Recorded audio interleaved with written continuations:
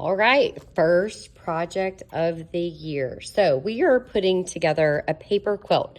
So I've decided that we're all gonna do hearts this year, and I'm gonna give you tons of different options, and I think it's gonna look really cool because we're not only gonna have all hearts, which will show unity, which is one of our principles of design. It means all of us working together, but you're going to get to be very much individualized in the way that you do your heart. So I'm going to give you tons and tons of options. So the first thing you're going to do is you're going to get a square. It's a 4x4 square. You're going to get a tracer. You're going to trace your heart. Your heart doesn't have to be in the middle of the square. You get to decide that, okay?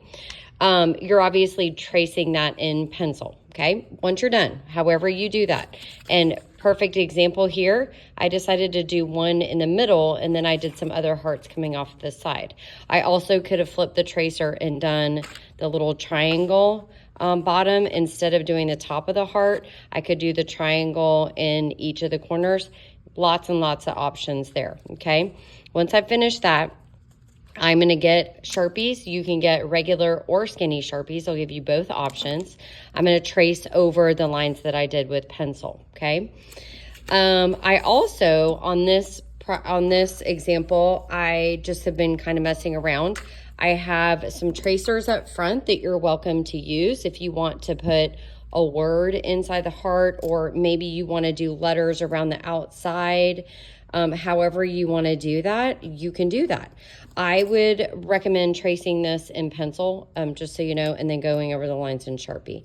Now, if you can see, I just did lines behind my heart, and then I added different pencil or different patterns inside each one of those areas, and I did that in Sharpie. I did not do it in pencil first.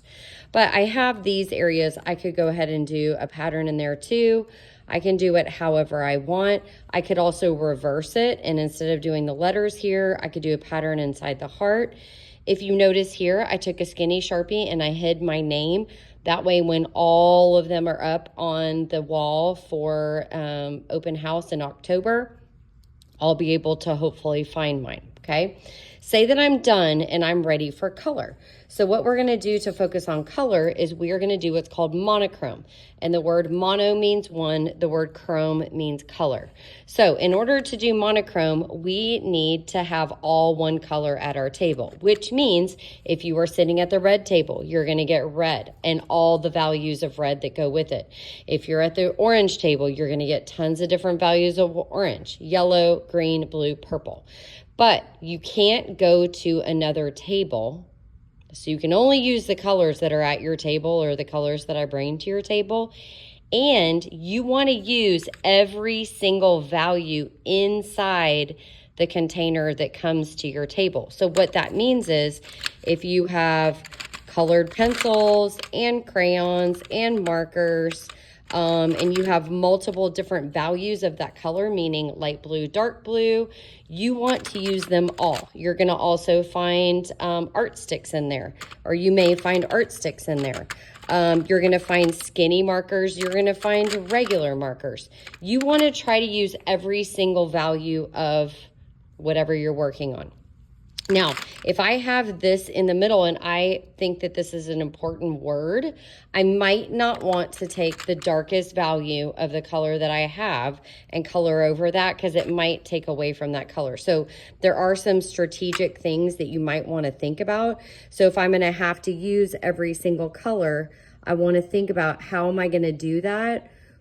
Because if I just literally take one color and do it all over my paper, that's not using all the values. So I need to figure out how am I going to move those colors around. I need every single value of blue. Maybe as I'm working, I decide I need my Sharpie back because I need to make a couple extra lines. Whatever I need to do in order to use every single color, I want to go ahead and do that. But then also remember, you're sharing with everybody at your table too. So you want to make sure that you're putting them back in the bucket so that other people can also use them. When you are done, I will show you the container that you want to turn all these things into. And I hope these are going to look so good. I'm so excited to see them.